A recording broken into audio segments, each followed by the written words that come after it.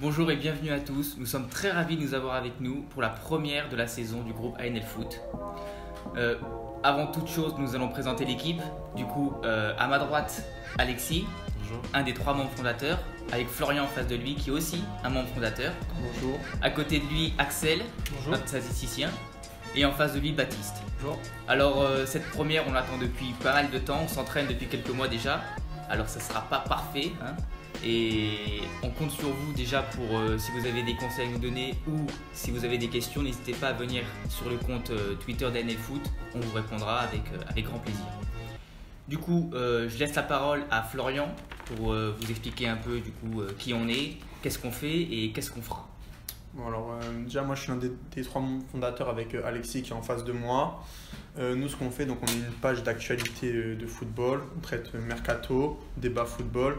Et, en période de Ligue 1, analyse de match, en période de Ligue 1, pronostic.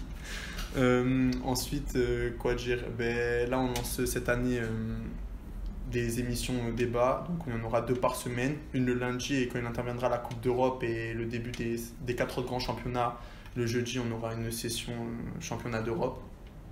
Donc voilà, on a retrouvé en podcast sur la page YouTube ANL en majuscule plus loin foot, espace foot, tout en majuscule, et la page Twitter ANL foot. C'est bon, j'ai rien oublié. Merci à vous. Du coup, on va commencer par le premier thème annoncé sur le compte Twitter, qui est le match Strasbourg contre le Maccabi Haïfa. Donc, je rappelle un peu, Strasbourg joue le 2e tour de la phase éliminatoire d'Europa League. Le match aller aura lieu le 25 juillet au stade de la Méno. Et le retour aura lieu le 1er août en Israël. Je vais laisser la parole à Axel pour nous présenter un peu l'équipe du Maccabi Haïfa. Le Maccabi Haïfa, ils ont fait 2e de la saison régulière en Israël. Il faut savoir que dans le championnat israélien, tu as une partie de saison régulière. Et après, tu as comme des playoffs à la fin pour décider qui est champion. Ils ont fini 2e de la saison régulière avec 34 buts marqués, ce qui a fait la 5e attaque du championnat, et 27 buts encaissés, la 4e défense. Au play-off, ils ont fini vice-champion juste derrière le Tel Aviv. Côté recrues, ils ont engrangé 4 recrues. Dolev Azizak, attaquant de 24 ans israélien qui vient du Tel Aviv. Il a marqué 3 buts en 35 matchs la saison dernière, donc il faut voir ce qu'il vaut. Ils ont recruté aussi Gil Itzhak, un attaquant aussi du Hapoel Ironi Rishon. Un jeune défenseur nigérian qui ont recruté Ikuwen Udo. Et enfin, Yuval Askenazi, un milieu de 27 ans du Tel Aviv. D'accord. Baptiste, tu avais peut-être un mot aussi à rajouter.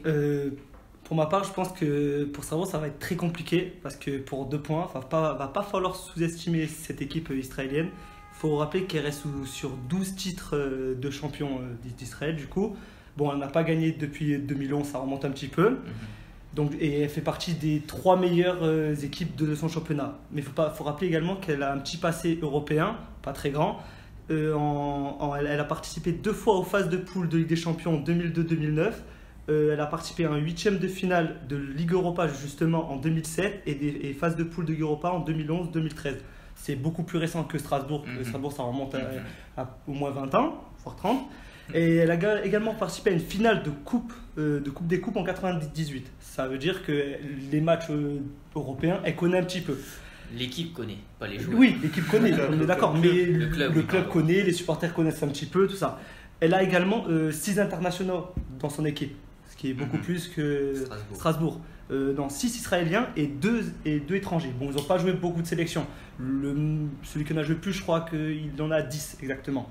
Donc premier point, c'est une équipe pas très facile pour un 2e tour d'éliminatoire. C'est pas très facile de tomber contre une équipe comme ça. Et le dernier point, c'est qu'il faut rappeler qu'elle joue son match à domicile au match aller. Ça veut dire qu'au retour, elle va jouer à l'extérieur en Israël. Ils ont un stade de 30 000 personnes. Les Israéliens, bon, c'est pas les plus fous niveau supporters, mais ils auront une bonne ambiance. Donc ça, c'est un match retour. Voilà. On sait que le match retour, c'est toujours le match retour, c'est toujours mieux de l'avoir à domicile. Donc voilà, c'est 2 points qui vont être très compliqués pour Strasbourg. Il va pas falloir qu'ils les prennent surtout, à la légère. Avant que Strasbourg entre dans les phases de groupe de l'Europa League, il faut qu'en cas de qualification, arrive à passer le 3e tour de la phase éliminatoire et passe en plus un barrage après. C'est ça. Donc là, ça risque vraiment d'être plus compliqué pour Strasbourg d'enchaîner les matchs, en plus avec la reprise de la Ligue 1. Surtout si ces matchs-là sont négatifs. Après, Strasbourg reste sur 4 matchs amicaux gagnés, tous, dont le dernier il y a quelques jours contre Toulouse 3-1. Bon, Toulouse, ils valent ce qu'ils valent en Ligue 1, mais bon, c'est quand même une équipe qui sont à peu près de la même force qu'eux. Ils les gagnent 3-1, ça montre qu'ils sont à peu près. C'est un peu plus normal parce que Toulouse va attaquer seulement dans 2-3 semaines le championnat. Strasbourg attaque maintenant, c'est normal qu'ils soient plus près. Mais voilà, ils sont préparés. Ils ont joué 4 matchs, ils ont tous gagné, la confiance est en eux. Après, plus qu'à voir le Maccabi Haïfa, ils ont déjà 2 matchs officiels. Oui, exactement. Ils ont passé le premier tour préliminaire de l'Europa League en battant des Slovènes. Donc en termes d'intensité, c'est peut-être des matchs, je pense, beaucoup plus intenses que les matchs amicaux de Strasbourg. Je pense que pour Strasbourg, ce qu'il va bien falloir gérer, c'est le premier quart d'heure. Parce que quand vous sortez de 4 matchs amicaux, par exemple, je crois que les derniers matchs qu'ils ont joué, c'est Toulouse, c'est ça? C'est un ça, match amical. Toulouse, ils ne sont pas du tout dans le fait de mettre de l'impact. Dans leur préparation, ils ne sont pas encore au point de mettre de l'impact. Pour la reprise du championnat, c'est dans 2 semaines, 3 semaines. Ils ne sont pas encore dans la préparation. On joue des matchs avec impact, ils sont plus dans la rotation, en regardant un peu tous les joueurs, celui qui est bien, celui qui n'est pas bien. Donc on n'est pas encore dans... Donc l'impact dans les 15 premières minutes, ça risque d'être compliqué pour les Strasbourgeois. Surtout que le style de jeu israélien se rapproche de tout ce qui est grec, chypriote, les Limassol, les Turcs.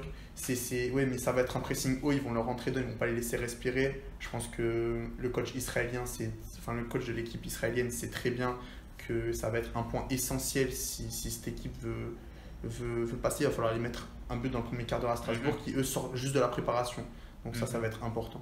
Après, ils jouent le match à domicile. Avec l'ambiance qu'il y aura au stade, il y aura quand même Il y aura une très grosse ambiance. Une très grosse ambiance au stade de la Méno. Par rapport à ce match aller, je pense qu'il faut qu'ils gagnent au moins de 2-0. Il faut qu'ils gagnent.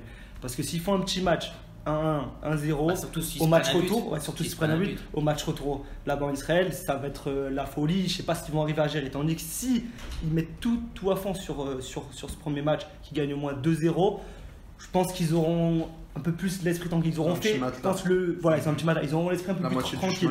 Voilà. Ouais, c'est vrai. Voilà. Moi, je pense que tout va jouer sur ce match jeudi. Je pense que ça va se jouer là. Mais après, donc on vient de parler des matchs aller et retour. Il y aura aussi la reprise de la Ligue 1 qui viendra parce que est-ce que on mise tout sur les 2 matchs de la phase éliminatoire du deuxième tour, ou alors on essaie de aussi quand même garder de l'énergie pour faire un très bon début de saison en Ligue 1. Matchs, ils auront encore un tour avant d'aller en Europe. Oui, aussi, ils ont le troisième tour et le barrage. Ouais, voilà. Donc, Après, pour rester vraiment sur le match, je pense que c'est un tour qui reste quand même à leur portée. Maintenant, attention, c'est un match qui va être piège. Il faut qu'ils soient sérieux, même Après, ils ont aussi des joueurs d'expérience. Mais ils ont des bons joueurs. C'est le gardien d'Anderlecht, ancien gardien d'Anderlecht, il a connu la Coupe d'Europe. Il a connu la Coupe d'Europe. Jonas Martin qui a connu le championnat espagnol. Ils ont des bons joueurs. Kenala, c'est un bon joueur, mais il n'est pas expérimenté. Mais oui, c'est un bon joueur de Ligue 1. Non, mais il a le niveau pour jouer l'Europa League. Oui, voilà, ils ont des joueurs qui sont au-dessus. Même Ayor devant qui a fait une belle saison, il sort d'une 15aine de buts. En plus, leur sérieux, il n'y aura pas de soucis. Leur cadre, ils ont gardé. Mais attention, c'est un match se connaît. Je pense que j'ai un peu vu les affiches là des deuxièmes tours. Je pense que c'est le match le plus piège. Enfin, pour les favoris, c'était peut-être le match piège le plus piège qui pouvait tirer Strasbourg. D'accord. Parce que ceux qui jouent aussi le deuxième tour de la phase éliminatoire, il y a aussi le Torino, il y a l'Espagnol, oui, et il y a aussi Francfort. Et Wolverhampton. Et Wolverhampton, oui, pardon. Après, ils vont sûrement pas se rencontrer parce qu'ils sont chapeau 1. Voilà. Mais il y a quand même, quand comparer Strasbourg à par exemple l'équipe allemande. Après, honnêtement, toutes les équipes que tu as citées là, si elles vont en Europa League, elles seront là pour faire le nombre. Et il ne faudra pas les compter. Francfort, non, quand même. Non, Francfort. Après, ils ont perdu des joueurs. Ils ont perdu toute leur attaque. Ils ont perdu leur attaque, leur gardien. Jovic peut aller. Non, alors peut-être que Francfort sortira du groupe, mais voilà, il ne faudra pas compter sur eux pour aller très loin. Tout comme je pense, j'espère pour Strasbourg qu'ils iront en Europa League, sortiront de la phase de poule, mais c'est pareil, c'est pas des cadres européens qui sont là. Non, mais de toute façon, faut pas se leurrer. Strasbourg, là, c'est une mini épopée européenne qui vont vivre là, ces phases éliminatoires. Au max, ils vont avoir 6 matchs éliminatoires là. ils vont les jouer à fond. Tout le peuple strasbourgeois va être derrière eux. Ils n'ont pas connu ça depuis 30 ans. C'est la culture allemande. Voilà, il y a 4 ans, ils étaient en national. Là, c'est un rêve pour eux de vivre des phases, un deuxième tour d'élimination. Ah, ils vont jouer à fond, tout le monde va être. Même des supporters amateurs de foot, pas supporters de Strasbourg, vont être pour eux. Ils veulent voir Non, mais cette la équipe. France va être derrière Voilà, parce que Strasbourg est généralement un club apprécié en Voilà. France. Et si jamais ils arrivent dans les phases de groupe, ben, ça sera déjà gagné pour eux. Pour eux, ils seront dans les phases de groupe, ça sera déjà une saison. Pas une saison vu d'où il réussie. démarre, Voilà. Ça sera pas une saison réussie totalement, mais niveau Europe, oui, ça sera réussi parce qu'ils sont au moins dans les phases de groupe. Par contre, attention, parce qu'on sait que ces matchs de préliminaires, comme on l'a vu avec Nice il y a plus, maintenant 5-6 ans, par rapport à Limassol, ça peut être qui tout double. Tu passes ton premier tour, ton deuxième tour, et ton barrage, tu es en pleine confiance, tu commences le championnat à balle. Et d'un autre côté, tu peux totalement passer à côté de ton tour préliminaire, commencer le championnat difficilement parce que la confiance elle n'est pas là, et derrière c'est un engrenage, et voilà, parce que commencer la saison le 25 juillet c'est un avantage pour commencer le championnat, mais ça peut être un gros désavantage pour un sprint final. Pour la finir surtout. Ouais, pour la finir. En mai, en fait, j'espère qu'en mai la saison de Strasbourg sera pliée parce que ça sera très compliqué. Tout dépendra en fait de leur match avant la Ligue. Arrivé début, mais il reste 3 matchs en mai, hein, ça finit mi-mai, fin mai. C'est vrai parce que s'ils arrivent déjà à rentrer en phase de groupe, ils auront 50 matchs plus de matchs. 50 matchs minimum en phase de groupe dans la saison, sans compter les 2 tours de coupe qu'ils sont obligés de jouer, donc ça fait 52. Et s'ils ont un petit parcours en coupe et s'ils ont le bonheur de sortir ça peut faire une saison à 60 matchs. Ils vont essayer de défendre leur trophée. Hein, de toute façon. Comme l'a dit Baptiste, l'équipe de Strasbourg n'a pas connu l'Europe depuis pas mal d'années. Au moins 30 ans. Voilà, et il y a 4 ans, ils étaient en national. Non. Et il y a 4 ans, ils étaient en national. Alors, vu que c'est pas des joueurs expérimentés dans la phase, dans le championnat européen, ça serait peut-être compliqué d'enchaîner les matchs d'européens et les matchs de Ligue 1. Après, en Europa League, à part, je pense, une dizaine, je sais pas si tu es d'accord avec moi, Joe, mais pas une douzaine d'équipes qui sont vraiment expérimentées. Sinon, chaque année, ça change dans les phases de poule, tout ça. Bon, après, à la fin, on retrouve toujours les Oui, après, on retrouve toujours les. Mais après, c'est pas des cadres. Après, Strasbourg, ils vont pas faire l'erreur. Ils savent très bien que le plus important, c'est le maintien. Clairement. C'est le plus important, donc ils vont pas. Je pense que Non, connaissant les ambitions du club cette année, ils vont aller chercher. Oui, essayer d'acheter la première moitié de tableau. Oui, non, mais eux, le plus important, c'est. Oui, si on se maintient voilà, plus tôt et après on reste à jouer. La ils vont pas faire première l'erreur. moitié de tableau, ce sera compliqué avec les matchs qu'il y a en plus. Oui, mais donc ils vont pas faire l'erreur. Après, verra, ça mais sera compliqué, mais ils peuvent y arriver, je pense. s'ils ne se qualifient pas pour les phases de groupe, moi je vois bien Strasbourg dans les 7 Après, premiers. ça c'est hein. du foot fiction. Faudra voir ce qui se passe. Même s'ils se qualifient, eux, le plus important, s'ils se qualifient, comme j'ai dit, c'est déjà énorme pour eux. Donc ils vont tout miser d'abord sur le championnat. Et l'Europe, ils vont la jouer. Je pense qu'ils vont la jouer. Ils vont pas faire comme certains clubs quand ils sont allés d'envoyer des équipes lisses ou quoi. Ils vont la jouer. Après, ils savent très bien que s'ils finissent même au moins 3e ou 2e, ce sera déjà un miracle. Tu tiens la grimace. Parce que pour moi, ils vont faire un choix. Ils n'ont pas l'effectif pour jouer. Je pense qu'ils vont sacrifier soit l'un, soit l'autre. Ah oui, mais ils vont sacrifier sans le sacrifier. Il y a les coupes aussi, hein. Ils vont jouer pour le Il y a la plaisir. Coupe de la Ligue. Pour la moi, Coupe de le France. championnat, ils vont un peu le mettre de côté. Non, mais comme à Ferenc l'année dernière. Ouais, voilà, pour moi, ils sacrifieront ni l'un ni l'autre. C'est juste qu'ils vont sacrifier les matchs de championnat qui arrivent 3 jours après les matchs. Voilà. Mais, Comme à Ferenc. c'est encore plus important de prendre des points d'entrée de saison. Ouais, mais Rennes, c'est pas la même dimension que Strasbourg. Rennes peut, entre guillemets, se permettre de lâcher des petits matchs en Ligue 1. Ils savent qu'ils vont pas forcément descendre. Strasbourg, bon, là, cette saison, ils ont fait une belle saison quand même jusqu'à janvier. Alors, on se rappelle du mois de janvier au mois de mai, il n'y a pas eu énormément de victoires. Hein. Strasbourg, la saison dernière, c'est 11e de Ligue 1 avec 58 buts marqués, 6e attaque et 48 buts encaissés, 8e défense quand même. Hein. Ah oui, C'est je un suis bon d'accord, mais club, à partir ils ont de une janvier, bonne équipe, ils ont je sais pas. un peu lâché. Pour la Ils ont- relégation, non. Non, la relégation, je ne les vois pas descendre Mais avec après- l'Europe. Après, l'Europe, on sait pas. franchement, on n'est pas. Bon, après, bon, c'est vrai que depuis que c'est que 2 clubs qui descendent, un club de barrage, c'est vrai que ça laisse moins de surprises. Mais je sais, les cercles vicieux, c'est rapide. Hein. Regarde cette année, Marseille qui aurait cru qu'il faisait une saison comme ça, va passer totalement à côté. L'Europa League, ça peut être un plus, comme ça peut être un. Non, c'est pas l'Europa League. Là, pour Non, le mais Marseille, c'est plein de différents faut facteurs. se rappeler de Guingamp quand ils ont joué l'Europa League. Ils sont en 16e de finale d'Europa League. Et en championnat, ils sont 15-16e. Donc ils ont fait un choix. Ils ont préféré jouer l'Europe, mais ils sont bien un peu en danger On a en vu Ligue 1. quelques-unes des équipes comme ça qui étaient qui préférait jouer plutôt les Coupes d'Europe plutôt que de en jouer Ligue le 1, c'est championnat. plus l'inverse. hein. Monaco, une fois. En France, c'est plus l'inverse. Dortmund, en Allemagne, une fois ils étaient presque à la relégation et jouaient la Champions League. Non, mais ça a aucun rapport. C'est de la culture allemande, de la culture française. Justement, ces dernières années, on a justement beaucoup critiqué les clubs français sur le fait de plutôt jouer, de jamais jouer cette Europa League. Ça a été longtemps critiqué. Depuis 2-3 ans, 2-3 ans, ça commence à changer. Avec la finale de l'OM. Depuis Lyon, l'OM, ça donnait des idées à C'est Marseille. surtout que c'était souvent les mêmes clubs et qu'ils les jouaient pas. C'était Bordeaux, Saint-Etienne, ils ont jamais rien fait.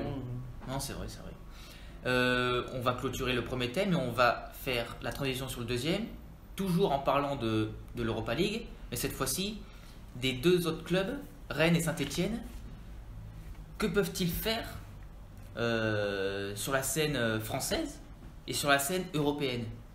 Est-ce qu'ils peuvent aller titiller un peu les... Rennes, j'attends enfin une bonne saison en Ligue 1. Enfin, j'espère l'avoir enfin cette année. Parce que chaque année, c'est la même chose. Soit ils démarrent tambour battant et à la mi-saison, ils flanchent. Soit ils démarrent mal comme cette année, ils sont 15e à la mi-saison et ils finissent pas trop mal. Après le changement d'entraîneur, ils sont quand même remontés. Ils finissent Ouais, 12. Ah ouais, autant 12, oui, oui. Parce qu'ils étaient bien remontés à un moment donné. Non, mais c'est en Ligue 1, Rennes, c'est calamiteux. Franchement, en Ligue 1, cette équipe, elle crée zéro émotion.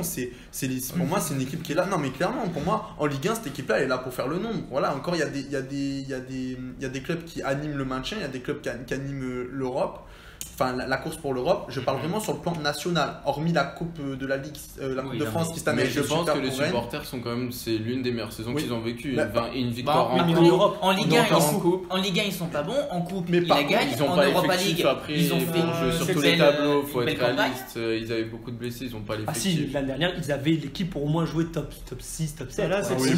Pour moi, cette année, Rennes, l'année dernière, Rennes avait l'effectif pour être dans les 8 premiers de Ligue 1. Faut pas se leurrer. Pour être dans les 8 premiers, mais alors tu sacrifies des il y a Reims qui a fini devant Rennes. Il y a Nice sans attaquant. Il y a Nîmes. Franchement, il y a Nîmes qui a fini devant. Il y a Strasbourg qu'on parlait là. Nîmes, c'était une belle équipe. D'ailleurs, on n'aurait pas dit en début de saison, Nîmes finira devant. Le banc, il n'est pas non plus. C'est vrai qu'il est faible, mais il y a quand même beaucoup plus faible en Ligue 1 que. Il y en a beaucoup qui aimeraient avoir le banc de Rennes en Ligue 1. Notamment, je parle des clubs du même standing comme Nice qui aimeraient avoir le même banc que Rennes, comme Saint-Etienne qui aurait aimé. Saint-Etienne, ils ont fait la saison avec 14 joueurs pro. Rennes, ils ont un effectif, je pense, de 24-25 joueurs pro. Mercato hivernal, mais ils étaient déjà là avant le mercato hivernal, ils étaient déjà présents. Enfin, moi, je pense que Rennes, j'attends plus en Ligue 1. Ouais, être plus haut, mais après, c'était une belle saison de Rennes. Après, en Coupe d'Europe, ils ont fait pour les supporters ont vibré. Moi là, je parle pas. Moi, je parle. C'est comme Marseille a vibré il y a 2 ans, ils ont vibré parce que l'Europa League. Moi, je suis pas supporter rennais, j'ai une vision objective sur la Ligue 1 et sur le football français. Et je peux te dire assurément que en Coupe d'Europe, Rennes m'a fait vibrer. Moi, voilà, tout simplement, il faut pas se fier à la 12e place. Je vous le dis, la 12e place, ils voulaient la chercher avec la Coupe. Ils savaient très bien que c'était par la Coupe et pour être ménagés en championnat, ils ont moins donné en championnat. Ils savaient que c'était en passant par la Coupe. Pour moi, la Coupe, ils sont retrouvés là un peu par hasard. Non, parce que au début, ils voulaient jouer par le championnat. Ils ont perdu beaucoup de points avec l'Europa League. Très mal la finale. Ils ont laissé beaucoup de points avec l'Europa League. Ils ont compris que c'était trop tard pour l'Europe. Tu penses qu'à un moment, après, ils ont tout donné. Tu penses qu'à un moment, Stéphane a dit à ses joueurs, bon les gars, il reste Paris et Lyon dans le dernier carré. Allez, c'est maintenant ou jamais. Je pense vraiment 2 secondes que ça leur est tombé par hasard. Moi, je pense que la coupe, elle aurait tombé. C'est un objectif. Et je suis super content que ça change en fin de main. Je suis content pour les Bretons. Mais tu vois, le public de Rennes, je l'ai trouvé au niveau et au top toute la saison. Parce que ça devait être une saison historique pour eux avec le retour de la Coupe d'Europe. Autant l'équipe en Ligue 1, je ne l'ai pas trouvé à la hauteur de son public. Ah oui, alors faut se rappeler en Europa League où ils sont au mois de novembre. À la mi-saison, Rennes, ça peut être une saison catastrophique. Parce qu'ils passent, c'est un miracle, ça relève du miracle. Ils ont du mal à démarrer. Parce que le temps que l'équipe se mette en place, c'est un changement d'entraîneur. Après, le changement d'entraîneur, ça a été plutôt bénéfique au début. Parce qu'à domicile, enfin, je parle des matchs à domicile. Oui, mais c'est à l'heure. Plusieurs changement d'entraîneur, ça entraîne une nouvelle dynamique. Moi, je trouve que c'est un club qui structure. Leur stade, il a été refait. Ils ont des bons jeunes. Ils ont un bel effectif. Moi, je trouve que sur la scène nationale, je parle juste de championnat, là, de Ligue 1 Conforama. Je parle pas de titre national ou de titre européen. Sur la scène nationale, Rennes, pour moi, ne passe. Alors là, cette année, ils ont enlevé leur étiquette de loser, c'est vrai. Parce qu'ils avaient cette étiquette, clairement. Mais je trouve qu'au niveau du championnat, au niveau de la régularité, parce que ça fait, je pense, 6-7 saisons que Rennes est autant irrégulier en championnat. Je sais. Voilà. Après, c'est un club qui progresse, moi je trouve, sur ces 2 dernières années. Ça monte en plus. Pourquoi ça pourrait pas. Peut-être qu'ils sont en train de mettre un projet en place. Pour moi, si tu veux marquer la progression de cette année, ben, il faut qu'à la fin de cette saison-là, où tu vas arriver là, être dans les minimum 6-7 premiers de ligue. Ah mais là pour moi les supporters rennais. Sinon c'est un coup d'arrêt encore. Hein. Les supporters rennais, je pense cette année ils vont être un peu exigeants avec leur équipe en Ligue 1. Oui. Pour eux, ils doivent confirmer cette coupe gagnée l'année dernière et cette Europa League, cette belle saison. Il faut qu'ils fassent une belle saison, enfin qu'ils fassent au moins top 8, au moins un minimum. Alors, sinon les supporters ils vont en avoir marre. Et aussi notre équipe. Ah mais attends juste au niveau des transferts, Rennes c'est quoi Axel? Ils ont recruté Flavien T d'Angers pour 9 millions. Ils ont levé l'option d'achat d'Mbanyang à Torino de 15 millions. Koscielny apparemment serait d'accord pour rejoindre Rennes. Ça c'est bien. Ils ont recruté aussi un gardien, Romain Jules Salin du Sporting Libre. Ah oui, jeu numéro 2. En parlant du Magato, très bonne idée de s'être débarrassé de Ben Arfa parce que c'est un poids lourd, c'est un poids mort limite. Parce qu'il joue 4 matchs dans la saison. Là, Rennes viennent de perdre Benjamin André pour 8 millions. Ça c'est une bonne perte. Il faudra qu'il fasse une bonne recrue au milieu de terrain. Parce que c'est lui qui stabilise un peu ce milieu de terrain. Quoi. Après, il faut voir. Après, Ismail Assar a des touches en Angleterre. C'est ça. Mexer, il est parti à Bordeaux. Hein. Et là, c'est bon. Le Borussia Mönchengladbach, il est sur Ben Sebaini. Il a un bon de sortie. Mais Mönchengladbach, ils font une équipe de Ligue 1 ou... Oui, la visite médicale était passée par Marcus Thuram. Bon, c'est le nouveau Newcastle en Allemagne, ça va être. En espérant que ça ne sera pas le même ça a l'air de marcher, ils ont fini 5e la saison dernière. Ouais, on verra bien. Du coup, on a et les Français, ils jouent en Bundesliga, ça fait un carton. Hein. Aller, Mateta. Regardez les trophées UNFP chaque fin de saison, parce que c'est incroyable. Chaque fois, ils nous prennent 3-4 joueurs en Ligue 1. Après, au club de les garder. Ça va être Mönchengladbach Uber Eats. On va parler aussi de Saint-Etienne, la deuxième équipe qualifiée pour les barrages cette fois-ci. Barrage de l'Europa League. Saint-Etienne qui, à contrario, a fait plutôt une belle saison en Ligue 1. Ouais. Qui finit 4e. Oui, une bonne saison. Oui. On les attendait pas là en début de saison. Ils ont titillé Lyon aussi. Ils ont réussi à titiller Lyon. Ça dépendait des moments de la saison. Il y a des moments de la saison où ils étaient plus bas, on ne savait pas ce qu'ils allaient faire. Non, mais la fin de saison, elle était le gros problème de Saint-Etienne, c'est que dans les grands matchs, ils ont été défaillants tous les grands matchs. Pour moi, le gros problème de Saint-Etienne, ça a été l'association Kabela Kazri. Où je me positionne sur le terrain, qui mène le jeu, qui fait quoi, défense, marcher dessus, parce que moi je suis Kabela, j'ai envie de mener le jeu de Saint-Etienne, moi je suis Kazri, j'ai envie de prendre le jeu en compte, et souvent ils se marchaient dessus, et on voit que dans les matchs par exemple contre Marseille, où les deux joueurs ont réussi à combiner, ça rendait quelque chose de très bien. Voilà. Maintenant il ne faut pas oublier d'où vient Saint-Etienne la saison dernière, ce qui a réussi à mettre en place Gasset, il a pris quoi les Rennes en février dernier, janvier dernier. Franchement, en un an et demi, ce qu'a fait Gasset, c'est tout simplement remarquable. Et je trouve que c'est une très belle saison de Saint-Etienne qui a échoué, je crois, à 3 points de la Ligue des Champions. Et c'est le match contre Lyon qui leur a fait mal, parce qu'ils pouvaient leur passer devant. C'était une belle fin de saison. Après contre les gros, ils prennent pas de points, je suis d'accord. Mais le contenu des matchs, par exemple contre Lyon, on l'a vu à Geoffroy Guichard, c'est un très bon contenu. Ils méritent vraiment pas de perdre. C'est un très très bon contenu. La première mi-temps, s'ils mènent nos scores à la mi-temps, il n'y a rien à dire. Plus au Parkwell. C'est Lyon, chez lui, qui a souffert. À Geoffroy Guichard, ils ont été plus en difficulté. Geoffroy Guichard, c'est où il y a le but de Moussa Dembélé à la dernière. Bon, moi, je trouvais que le match de Saint-Etienne, il avait été complet, honnêtement. J'ai trouvé meilleur Saint-Etienne chez nous. Ce qui fait la force de Saint-Etienne, c'est qu'ils ont déjà connu la Ligue Europa. En 2013-2014, bon, ils sortent pas de la poule en Ligue Europa, mais en 2014-2015, ils font 16e, et l'année d'avant, ils font encore 16e de finale. C'est sparring en Ligue Europa. Oui, non, mais ils ont une meilleure connaissance. Ils la connaissent. Bon, ils y sont pas encore. Après, Saint-Etienne. Il en reste plus. Voilà, ils sont pas encore. Saint-Etienne a un temps de barrage à jouer, mais bon, Saint-Etienne nous a habitués à des campagnes d'Europa League quand même où on restait énormément sur notre fin. Oui, ça c'est vrai. C'est un club qui a vraiment déçu en Europa League. Après si je dois mettre un petit point d'interrogation, c'est printemps. Ok, c'est peut-être la continuité de Gasset, mais je ne sais pas ce qui. Ouais, le nouvel entraîneur qui arrive, printemps en poste titulaire. Je suis d'accord, surtout qu'Abastia, j'avais pas trouvé Abastia, qui relevait très moyen, mais c'était que de la baston, Abastia. Surtout que non, il avait quand même fait une belle saison à Abastia. Je me rappelle plus le nom de l'adjoint. Que de la baston. Le nom de l'adjoint qui a débarqué à Saint-Etienne. Maintenant, il n'y a pas un adjoint qui a débarqué à Saint-Etienne là récemment. J'en ai pas entendu parler. Il y a Sablé. Alors Sablé, je sais, mais si on compte sur Sablé pour aider Printemps. C'est pas Passy. Je sais pas, Franck Passy qui arrive. Non, il me semblait que les supporters stéphanois parlaient d'un adjoint, je sais plus c'est quoi. C'est Nico qui se charge de Saint-Etienne dans le domaine du mercato, il doit savoir. Et sinon, Saint-Etienne, vu leur plutôt belle saison en Ligue est-ce qu'on peut attendre mieux l'année prochaine? Faut qu'il passe un cap. Viser avec des champions. Faut qu'il passe un cap. Ça fait. C'est quand que Galtier les a remis dans le top? Ça fait quoi 6 ans, je dirais. Ça. Pour l'instant, ils stagnent un peu. Ils sont à peu près. Là, faut qu'ils passent un cap. Faut qu'ils soient réguliers en Europa League, qu'ils sortent des phases de poule régulièrement, qu'ils soient réguliers dans le top 5. Et là, les supporters Saint-Etienne pourront enfin retrouver le Saint-Etienne. Saint-Etienne, il faut se rappeler que c'est l'équipe qui a le plus de titres de champion. C'est un grand club de Ligue 1. C'est un très grand club. C'est le plus grand. Si en termes de titres, c'est le plus grand club français de l'histoire du. C'est l'équipe qui a le plus grand nombre de titres de championnat de France. Bon, pour l'instant, le mercato n'est pas terminé. Il faudra avoir fini, mais ils font partie d'un groupe d'outsiders pour la 3e place avec Lille. Les recrues de Nibong. Ils n'ont pas beaucoup perdu. Ils ont bien recruté. Ils ont beaucoup recruté Saint-Etienne. Ils ont recruté Denis Bangoua de Nîmes pour 4,5 millions.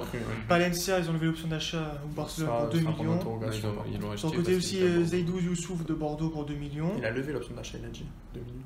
Mais c'est pas une option d'achat. Non, la clause. La clause, oui, pardon. Ils ont recruté aussi 2 joueurs libres, Harold Mukundi de Havre et Nesrin Sissoko de Clermont. Côté départ, ils ont perdu juste Abi Maïga qui est parti à Metz. Il n'était pas l'année dernière, il était déjà à Metz. Ils n'ont pas perdu de gros titulaires. Ils ont perdu Botic qui est perdu à l'Union. Il y a Ben Nasser au milieu qui sera remplacé Vada dans la rotation. Subotic, il avait quand même beaucoup de lacunes en fin de saison dernière. Kolodziejczak et Saliba lui avait pris la place. Non mais après, on voit ils recrutent beaucoup. Mais ils ne perdent pas forcément les cadres de l'équipe. Mais après ils sont obligés dans le sens où Saint-Etienne ne roule pas sur l'or. Et en plus, c'est pas fini. Mais là, ils ont fait une très belle équipe. Ils ont tous les postes doublés. Il manque encore un milieu là pour jouer. C'est pas fini. Ils comptent profiter du bon buteur de la vente de Saliba. C'est compliqué de trouver un bon buteur. Après, je pense qu'ils n'ont pas l'effectif pour aller chercher les 3 premières places. Je dis pas la première, deuxième, mais 4ème, 5ème. Comme cette année en fin de saison quand ils ont titillé. Après, Lille, personne ne les attendait là. On verra, il faudra voir. Pour rejoindre juste ce que disait Baptiste, quand tu parles de Galtier, ça fait 6 ans qu'ils sont en place. Après, il faut dire qu'après Galtier, il y a une fin de cycle. Et que là, ils sont dans un renouvellement de cycle depuis vraiment 1 an et demi. Un an et demi, il a commencé leur nouveau cycle et il faut laisser ça prendre c'est un club qui travaille bien. Mais c'est intéressant. Saint-Etienne, ils sont jamais, entre guillemets, dans les places, c'est jamais trop régulier. Des fois, ils font 4, des fois, ils font 5, des fois, ils font 6, des fois, ils font 7.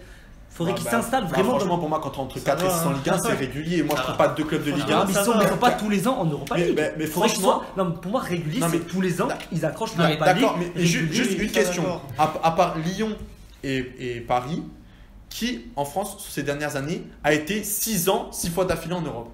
Hein? Ils n'ont pas été 6 ans d'affilée en Europe. Mais c'est ce que je te dis. Qui a été justement, autant régulier que Paris et Lyon cette année? C'est ce que je leur demande. Oui, mais ils sont quand même. Saint-Etienne, c'est un grand club. Saint-Etienne fait beaucoup mieux que Marseille en ce moment, on est d'accord. Mais c'est comme Marseille et Saint-Etienne. Marseille et Saint-Etienne doivent être réguliers pour que justement la Ligue 1 et le PSG, sur qu'on va en parler après, soit plus fort. Faut que ces clubs comme Saint-Etienne. Pour moi, il faut arrêter de rester dans ces mœurs de Made in Ligue 1. Il y a des anciens clubs, ça non. Il y a des nouveaux clubs qui arrivent avec des nouveaux investisseurs. Il y a un moment, il va y avoir un chamboulement du top. Il va y avoir un nouveau Big Four, un nouveau. Enfin, ça va changer. Il faut arrêter de dire parce qu'ils ont un passé, alors ils doivent être là. Non, c'est faux. Le football, il évolue. Je dis pas alors sinon, l'Ajax devrait être quoi? Il devrait être encore champion d'Europe. Je dis pas qu'il doit être là. Ça évolue. Je dis juste qu'il faut que la Ligue 1 a besoin de locomotives. Ça doit pas forcément. Les locomotives, c'est Paris et Lyon. Alors actuellement, c'est pas. Ça suffit pas. Il faut moins. Oui, mais il va en arriver. Ça va arriver. Toi qui suis la première ligue, pourquoi la première ligue est la ligue la plus attractive au monde? Parce qu'ils ont 5 équipes qui se tirent la bourse chaque année. Non, mais on peut pas comparer. C'est les moyens. Les moyens, c'est pas les premières ligues. Non, mais je dis pas. On compare pas les équipes. On parle juste de la philosophie. À part en première ligue où t'as 5 équipes, 6 équipes qui se tirent la bourse à un très haut niveau. Je parle à un niveau Ligue des Champions. Je parle le niveau de jeu. Après, dans quel autre championnat, à part l'Espagne où tu as les 3 premiers clubs, Atlético, Real, Barça, sinon quel club se tire la bourse dans les autres grands championnats? Et me citez pas l'Italie parce que c'est un marasme ce championnat. Même le championnat estonien il est plus attrayant. Non mais on n'est pas là pour se comparer aux autres. On s'en fout des autres. On est là pour progresser. Ce que je veux te dire, on est là pour progresser, je suis d'accord avec toi. Mais ce que je veux te dire, c'est que pour progresser, il faut aussi des moyens. Et c'est pour ça que c'est pas forcément en ce moment Marseille et Saint-Etienne qui financièrement ont les meilleures armes pour tirer ce groupe vers le haut. Il va y avoir des investissements dans Nice, il va y avoir des investissements. Saint-Etienne, Bordeaux, je compte pas encore. Saint-Etienne, tu es d'accord avec moi que si c'est régulier chaque année en Europe, le budget augmente. Lyon de base, ils n'avaient pas 220 millions comme ça. Je suis d'accord avec toi. Il y a un centre de formation. Je suis d'accord avec toi, mais regarde, t'as Paris qui a des investisseurs, donc ça, une place en moins. T'as Lyon qui maintenant travaille, et on peut le dire, travaille comme un grand club européen. Là, ça y est, ils ont franchi un cap, ils travaillent presque comme un grand club européen. Donc ça supprime une place. T'as Monaco. Non, ça je suis pas d'accord. Supprimer une place, mais bien sûr que si, parce qu'à un moment, t'as du budget. Chaque équipe doit se tirer la bourre. Il faut pas partir en début de saison. Mais tu pars pas à armes égales. Il ne faut pas partir en début de saison. Alors la place 1, la place 2, on peut pas. On vise à 3. Évidemment, tu pars pas comme ça. Mais je te dis que ça limite des places. Là, t'as Monaco qui là est passé à côté de sa saison, mais ils en passeront pas comme ça à côté de 2. Nice qui va arriver avec un gros projet. Et alors Saint-Etienne, ils ont pas de liquidité. Là, pour recruter à ce mercato-là, il fallait vendre Saliba 30 millions. Là, ils ont commencé ce mercato parce qu'ils ont la certitude de pouvoir vendre Saliba. Sinon, ils n'auraient pas pu faire un mercato comme ils le font. Saint-Etienne est un club qui a besoin de liquidité parce que Saint-Etienne n'a pas de moyens financiers. Elle est là la difficulté pour Saint-Etienne. Et pour être régulier, il faut avoir la finance. Je suis d'accord avec toi. Bon, petit parallèle qui a un peu rien à voir. L'Ajax, comment ils ont fait alors en Europe? C'est pas pareil. C'est pas pareil. Comment ça c'est pas pareil? Parce que l'Ajax, à part Eindhoven dans leur championnat, toutes les équipes font des sparring partners. Je parle en Europe, je parle pas en. Écoute, mais justement, ce que fait l'Ajax, ils prennent les meilleurs joueurs de leur championnat national qu'ils intègrent dans leur effectif. Il y en a beaucoup qui de base, un gros centre de formation. De base, c'est beaucoup d'étrangers qui ramènent et qui forment justement. Et oui, et il faut des sous pour les ramener les étrangers, les former. Mais parce que il faut avoir des sous pour investir dans la technologie de formation. L'Ajax, je crois c'est combien de budget l'Ajax? 70, un truc comme ça? 70, 80 dans ces eaux-là, oui. Ok, ils mettent plus des 3 quarts. Mais Saint-Etienne n'a pas 70-80. Mais même Saint-Etienne a un moins gros budget que l'OGC Nice. Saint-Etienne a un moins gros budget que l'OGC Nice. Saint-Etienne est le 10e, je crois que c'est le 9 ou 10e plus gros budget. Et ils ont des Ligue 1. Oui. Et oui. Je le voyais pas aussi bas. Autant pour moi, je le voyais pas aussi bas. Et surtout que Saint-Etienne, la difficulté, t'as raison, c'est un très bon moyen de s'appuyer sur la formation. Je suis tout à fait d'accord avec toi. C'est d'ailleurs la chose essentielle qu'il faut en France pour les clubs de moyen de tableau ou qui veulent se battre pour l'Europa League. C'est pas moyen de tableau. Mais le souci, c'est que pour avoir de nouvelles infrastructures, parce que Saint-Etienne a que d'anciennes infrastructures, ils n'ont pas de nouvelles infrastructures, un ancien stade, il faut de la liquidité pour construire ça. C'est pour ça. Ils l'ont rénové il y a 4 ans, 5 ans. Oui, mais ça se développe. Là, c'est un club qui travaille bien. Oui, voilà, il se développe, il faut leur laisser le temps. Je suis d'accord avec toi. Saint-Etienne, c'est un club qui donne envie avec les supporters. Oui, mais moi, Saint-Etienne me donne envie depuis 2013, quoi. Et chaque année, moi, je pense qu'il faut plus compter sur des clubs comme Marseille, Monaco, Lyon, Paris. Marseille, moi je compte plus sur eux. Moi je compte sur eux, honnêtement. Non, mais je trouve on les enterre trop vite. Ouais, avec Villas-Boas, je vous le dis. Après, à l'heure où on se parle, tant qu'ils n'ont pas perdu Sanson et Thauvin, pour moi ça me va. Mais à ton avis, s'ils mettent 15 millions sur Benedetto, on s'écarte un peu du sujet de. Non, ils investissent les sous. Moi je te dis, tu regardes le 11 et l'effectif de l'OM à l'heure actuelle, il y a 3 équipes qui ont un meilleur effectif. Ils sont tous en fin de cycle. Non, c'est pas vraiment. Il y a le papier, mais il y a le cycle aussi. Il y a 7 titulaires sur 10 qui sont en fin de cycle dans ce club. Non, le problème, non, après. Thauvin, excuse-moi, vu sa dernière moitié de saison, il en fait ça cause de votre début. Payet à 33, 34 ans, quel âge il a? 33. Après Payet, je compte plus sur lui. Payet, moi je compte sur lui, il fait une énorme préparation. Là on est en train de s'écarter. Baptiste, on s'écarte. Oui, on s'écarte énormément du sujet, c'est vrai. Là du coup on va clôturer le Rennes Saint-Etienne. Axel, t'as un dernier mot à dire sur Rennes ou Saint-Etienne? Saint-Etienne il monte en puissance. Là, chaque année, ils montent en puissance, ils finissent de plus en plus haut dans le championnat. Donc je pense que cette année, s'ils confirment, ça peut être pas mal. Après, leurs recrues là sont intéressantes. Mukundi, Bonga, c'est pas mal. À voir, moi c'est fini. En plus, c'est pas fini parce qu'ils comptent encore réinvestir la vente de Saliba. Oui, ils vont acheter un milieu athlétique, d'après les pistes. Ça s'annonce bien alors. Oui. Et puis honnêtement, je pense que s'ils sont privés de. Parce qu'ils pouvaient garder Benasser, mais s'ils sont privés de Benasser, c'est qu'ils avaient une autre idée derrière la tête. Parce que je pense que. Donc s'ils ont fait ce choix-là, ils ont pensé à d'autres options. Oui, je pense. Alors on va commencer le troisième thème, qui est Paris et Lyon. Est-ce qu'on peut attendre d'eux peut-être pas une meilleure saison parce que, si même une meilleure saison que l'année dernière en Ligue 1. Lyon, j'attends une meilleure saison. Et surtout en Europe aussi. Niveau recrue pour l'instant, c'est très bien ce qu'ils font les deux équipes, c'est vrai que ça c'est vrai. Paris, c'est peut-être les deux équipes qui ont meilleur mercato. Paris, ils ont côté Diallo à Dortmund pour 31 millions, Herrera libre, un jeune gardien de l'Ajax libre, Michel Bakker. Non, c'est Boulka. C'est Marcin Boulka de Chelsea libre. Sarabia pour 18 millions qui vient de faire une saison. C'est l'un des meilleurs joueurs en Ligue 1. C'est vrai. Super saison à Séville. 18 millions, tu as même dit que c'était cadeau, toi. Ouais, c'est cadeau. Voilà. C'est un très bon joueur. Ah oui, c'est l'un des meilleurs en Ligue 1. Après, niveau depuis départ, 3 saisons, c'est un des... surtout au niveau départ, ils ont reçu beaucoup de sous. Lo Celso, 22 millions au Betis. Cricovia, qu'ils ont levé l'option d'achat aussi Pour Lokomotiv Moscou, 12 millions. Non, après, Coucou à Leipzig, 13 millions. Après, toutes leurs dépenses, fallait qu'ils remettent de l'argent dans les comptes. C'était obligé ça. Bon, bah après, on va pas aller sur ce sujet-là, mais moi, il y a des choses qui me fatiguent avec le fair play financier. Après, si juste Lyon. Des équipes, ils mettent 1 milliard en 4 ans, là, au Tchérien. Il y a des équipes, ils mettent 200 sur un joueur, ça y est, on leur tombe dessus. Enfin bref, il y a des cibles. Si je dois juste un peu parler de Lyon, j'attends énormément d'eux. Silvino, la nouvelle philosophie, les recrues, la green, enfin pas la grinta, mais l'exigence qu'il essaye de mettre en place dans son équipe. J'ai envie de voir ça, j'ai vraiment envie de voir ça. Bon, ça va pas arriver dès le début du championnat, il va falloir être un peu patient. Parce qu'avec les entraîneurs étrangers, on sait comment ça se passe. En Ligue 1, ils arrivent, après il y a Juninho à côté de lui. Oui, il y a Juninho, mais il va falloir lui laisser du temps. Il va peut-être faire des erreurs, mais il va falloir lui laisser du temps. Et là, là où j'attends vraiment Lyon en Ligue 1, c'est embêter le PSG. Ils doivent embêter le PSG. Mais pour moi, je dis pas être champion, mais ils doivent pas finir à 20 points. Pour compléter ce que dit Baptiste, pour moi, Lyon doit être le Dortmund de cette année. De la saison dernière. Parce que Dortmund, parce que pour moi, la saison n'a pas commencé, donc c'est pour ça, mais de ce qu'a fait Dortmund au Bayern. C'est-à-dire, je veux qu'il les fasse chier, clairement. J'en ai marre de m'emmerder chaque année et qu'à la 30e journée, on dise Paris champion et devoir soulever le trophée. Non, parce que déjà, ça fausse le championnat à toute échelle. Des équipes qui jouent le maintien prennent des points facilement contre des équipes comme Paris parce qu'elles ne jouent plus rien. Des équipes qui jouent l'Europe, pareil. Je veux que Lyon emmerde au moins Paris jusqu'aux 3 dernières journées. Je pense que c'est pas impossible à demander ça, surtout cette année-là où ils sont encore renforcés. Alors, Axel, tu peux nous rappeler leur mais est-ce qu'ils se sont vraiment renforcés? Mais ils ont perdu 3 titulaires indiscutables, faut attendre un peu. Ça sera aussi bénéfique pour Paris si Lyon leur tire la bourre. Parce que Paris, du coup, sera déjà préparé à jouer des matchs pour les champions. Ça sera bénéfique pour tout le monde. La Ligue 1, Paris et Lyon serait bénéfique. Vas-y, Axel. En revenant sur le mercato, ça faisait longtemps que Jean-Michel Aulas n'avait pas autant dépensé.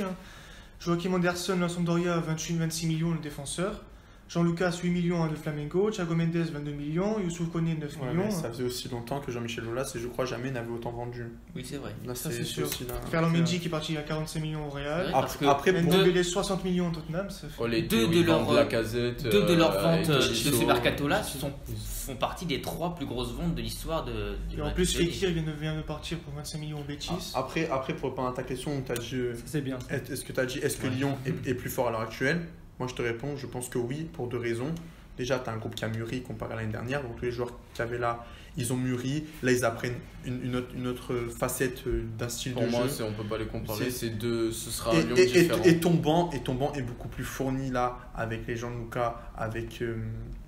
Comment ça s'appelle ta doublure là. Cacré aussi là qui a vraiment progressé, qui est compté comme une doublure. Je pense que tu as vraiment au niveau des postes. On l'a pas vu. Je pense que c'est un espoir annoncé. Mais oui, mais si Silvino et Juninho le comptent dans le groupe pour en doublure avec Check Job, c'est que à mon avis doit être. Après pour l'instant Lyon, enfin. T'as pas Bouri blessé. Même, ils ont un super 11 de départ. Alors, un super 11, il en manque un numéro 8 déjà. Il manque juste un minute. Ils ont une équipe, à l'heure actuelle, entre le banc et les titulaires, ils ont une équipe niveau 8ème de finale avec des champions. Clairement. Ils ont rien à envier à une équipe qui a un niveau 8ème de finale. L'énorme coup qu'ils ont fait, c'est Thiago Mendes. Parce que Ndombele, j'adore, mais je le trouve meilleur. Je trouve meilleur Thiago Mendes. Non, moi je trouve. Non, mais alors attends, chacun. Non, mais c'est pas ça. C'est pas ça. Non, moi je suis pas d'accord. Individuellement, entre Ndombele et Mendes, c'est une galaxie. Ndombele, c'est un extraterrestre. Et Mendes, c'est un très bon joueur de foot. La différence, juste, c'est que je pense que Mendes. C'est un numéro 6 et ce qui a manqué à Lyon dans les grands matchs européens la saison dernière, c'est un numéro 6, c'est un gratteur de ballon, un mec à la relance propre parce que Touzard il court beaucoup mais il a 2 pieds gauche. Il ne faut pas lui demander un passe, un contrôle parce que c'est très compliqué. Voilà, il faut rester dans les bases. Alors pourtant j'aime beaucoup ce joueur. Mais comme doublure pour faire jouer l'image de Ligue 1. C'est très bien. Mais par contre, dans la complémentarité du système de Silvino, il valait mieux un Thiago Mendes qu'un Tanguy Ndombele. Ndombele, il a un boulard comme ça, je suis désolé. Il est bon. Ndombele, faut qu'il se regarde un peu. Il a une tête contre le Barça. Quand il a le ballon au pied, ok, il est bon, mais est-ce qu'il a fait un pressing derrière? Il a jamais. Non, mais ce que je te dis, il manquait un 6. Non, mais pour moi, c'est Genesio qui s'est trompé là, à ce moment-là, dans la composition. Parce que tu mettais un 6 dans ce match-là. Ce qui manquait l'année dernière à Aouar et Ndombele, c'est clairement un 6 en soutien de ces deux milieux. Et on en avait parlé d'ailleurs avec Alexis, et c'est ce que j'avais dit. J'avais clairement dit, si tu mets pas un 6 au Camp Nou, tu vas te faire manger. Parce que tu mets Aouar et Ndombele devant la défense. Non, mais Ndombele, c'est une très bonne vente pour Lyon, qui récupère beaucoup de sous. C'est un très bon achat pour Tottenham, parce que ça va bien renforcer leur. C'est très bien pour l'équipe de France. Et c'est un très bon choix pour Ndombele également, parce qu'à Lyon je le voyais pas plus progresser. Il était dans un cocon, il se regardait jouer. Mais ça je suis d'accord, mais c'est un joueur qui est exceptionnel. Écoute, intrinsèquement, je préfère Thiago Mendes que Ndombele. Après chacun. Il a raison de penser ça. On verra bien après l'avenir nous. Là où il a raison, c'est que je pense que là dans le jeu que veut mettre Silvinho en place, il va aller mieux un Thiago Mendes devant la défense. Même c'est même pas comparable un Thiago Mendes et un Ndombele. Pour moi c'est pas le même poste. Un c'est une sentinelle qui ratisse les ballons et qui distribue. L'autre c'est un 8 box to box à l'anglaise. Le championnat anglais, ça je pense ça va très bien lui convenir. Ah oui, ça c'est parfait pour lui. Parfait pour les percées qu'il a fait. On l'a vu contre City. Pour moi, ils sont même pas comparables. Avec Sissoko même pas, ça va être parfait. C'est vrai. C'est à peu près le même profil technique. Par contre, Thiago Mendes, c'est la perle. C'est-à-dire que ça va être vraiment il y avait beaucoup la plateforme du jeu. Il y avait beaucoup de clubs ça va être la rampe de lancement. Mais justement, ça c'est un énorme coup de l'avoir pris pour moi. Parce que Thiago Mendes, il a un pied. C'est pour un joueur qui va jouer 6. C'est une bonne qualité de relance quoi. C'est pas comme et ça ratisse comme le patron. Et ça ratisse. Là dans les 2 matchs amicaux, c'est le patron du jeu lyonnais. Après ils l'ont payé combien 25 22 plus 22 plus bonus. Non, pas 6 de bonus. Pour un joueur aussi. Mais c'est des bonus faciles. Voilà, donc oui, mais n'empêche que quand on voit les prix en ce moment du marché, 22 millions de Thiago Mendes, c'est cadeau. Il y en a beaucoup qui râlent, mais c'est pas si cher que ça. C'est pas J'ai vu beaucoup de gens sur Twitter qui disaient oh ça fait quand même me chier 22 millions pour Thiago Mendes. Si aujourd'hui je fais pas 22 millions sur Thiago Mendes, à part des mecs comme Liénard ou quoi, Zambo, ça il a été vendu 35 voilà, si vous voulez mettre si vous voulez mettre 10 millions sur Thiago Mendes, c'était Savani, c'était pas Thiago Mendes. C'est un sacré joueur. Oui, non mais sans critiquer Savani, mais Savani pour expliquer aux supporters lyonnais qui râlent que Thiago Mendes 22 millions. J'ai vu aucun supporter. Et donc Lyon finissent 3ème de Ligue 1 et accèdent directement aux phases de groupe de la Ligue des Champions grâce à Chelsea et leur victoire en finale de Ligue Europa. Mais il y a aussi le PSG qui eux finissent encore une fois premier de Ligue 1. Sans attente. Voilà, sans surprise. Le retour de Leonardo, je l'attends avec impatience. Je crois que tous les Parisiens l'attendaient. Maintenant, peut-être le meilleur coup du mercato. Maintenant, il a fait un excellent travail pour l'instant. Maintenant, genre le point d'interrogation, ça va être l'institution. Est-ce qu'elle va enfin grandir? Est-ce qu'elle va enfin arrêter les caprices? Est-ce que Nasser va arrêter de manger? Est-ce que Nasser aujourd'hui va arrêter de manger à la table de Marco Verratti, de Thiago Silva? Pour moi, Nasser il marche main dans la main avec Leonardo. Donc après les interviews qu'il a données dernièrement. Après pour moi, je vous dis c'est cohérent. La meilleure recrue sur ces 5 dernières années de Paris, c'est Leonardo. Là, faut juste qu'il règle le moins cher. Faut juste qu'il règle le cas Neymar. Faut juste qu'il règle le cas Neymar. Parce que Mbappé, encore une fois, sa sortie en trophée NFP, c'est encore une sortie trop. Voilà. Mbappé, c'est un joueur qui a beaucoup de qualité, mais malheureusement, sur ses dernières sorties en Ligue 1, et moi j'étais l'un des seuls à dire qu'il n'avait pas le melon, et pour moi je pense qu'il n'a pas le melon. Je pense que tout simplement il n'a pas le bon exemple. Voilà, il doit avoir une superstar qui doit être un exemple pour le grandir et pour le préparer à être une star. Et je pense que que Mbappé n'a pas du tout le bon exemple. Non mais dire qu'Mbappé il a le melon, c'est pas trop péjoratif, c'est normal. Il a quand même 20 ans, c'est normal qu'au bout d'un moment, c'est normal. Il vaut mieux que ça pète un peu maintenant. Après on l'a vu avant, pour moi si aurait pas eu Leonardo, Mathis De Ligt serait au PSG à l'heure où on se parle, honnêtement. De quoi? De Ligt serait au PSG parce qu'il a demandé d'avoir une clause de départ dans le club qu'il souhaitait au bout d'1 an. Il a souhaité un tel salaire, tel désavantage. Leonardo il a dit non, tu viens, tu t'engages en projet. Mais ça c'est bien, c'est bien parce qu'il a mis l'institution avant le joueur. Faudra juste donc sans Leonardo, c'est le PSG. Juste moi les attentes que j'ai, c'est en Ligue des Champions. Ça fait depuis 3 ans qu'ils n'atteignent pas les quarts de finale. Ah mais tu Paris ils sont attendus en Ligue des Champions. Après et on les attend aussi en Ligue 1 parce que la saison dernière en début, les 8 dernières journées, excuse-moi mais c'est non. Non, mais je parle pas des coupes nationales. Oui, c'est vrai qu'ils ont mais après fallait bien que ça change. À chaque début de saison, on se dit c'est bon, ils vont faire le triplé. Oui, mais attendez, avant ça, tout le monde se plaignait Paris gagne toujours toutes les coupes. Là pour une fois, ils gagnent pas toutes les coupes et on se plaint encore. Au moins un doublé. Oui, non mais c'est le PSG en France. Oui, mais Paris si une année ne gagne pas les 2 coupes, c'est pas très grave. Excuse-moi Baptiste, mais là Paris a réussi à battre quelque chose de phénoménal, c'est faire une pire saison que l'année où ils ont fait deuxième. Pour moi, c'est une pire saison que l'année où ils font deuxième, où ils perdent le titre de champion de France. D'accord avec toi. Mais franchement, entre l'humiliation, parce que pour moi, l'humiliation qu'ils prennent à la maison par United, c'est pire que contre le Barça. Parce qu'en plus, là, tu peux pas te plaindre de l'arbitrage, parce que, bon, voilà, ils s'en prennent. Non, ils s'en prennent quand même, faut arrêter. Quand Buffon, il fait pas ses ballons de ses jambes, à aucun moment, c'est à cause de l'arbitre. Kierer, il fait une passe, il regarde ses lacets quand il fait la passe. On s'en fout, ça c'est un fait de match. Ils doivent jamais se retrouver dans cette situation à être menacés d'un penalty. Surtout si tu regardes le match, Manchester ne fait absolument rien. Ils ont tiré 3 fois dans le dur.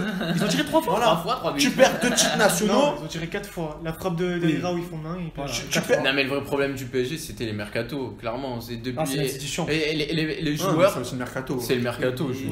Pour moi, je regarde le 11. Dites-moi une recrue récente qui s'est imposée au PSG. Franchement, je vais à Carrefour. C'est les mêmes de milieu de terrain qu'il y a actuellement PSG. Qu'il y avait actuellement PSG. Oui, parce qu'il y avait c'était un no man's land à gauche. Tu sais là où ils sont plombés, c'est avec Rabiot. Parce qu'ils s'attendaient qu'avec Rabiot. Juste 2 secondes. Tu dis Bernat s'est imposé à gauche. Tu veux qu'il mette qui Nasser à gauche? Mais non, mais il a bien joué dans les matchs de Ligue des Champions. Non, mais sur ça, il a raison. C'est une rare satisfaction. Il a bien joué. C'est une rare satisfaction. C'est vrai que tout ce qu'on a entendu de lui au début de saison dernière, moi, Bernat, je vois ses matchs, il fait des bons matchs.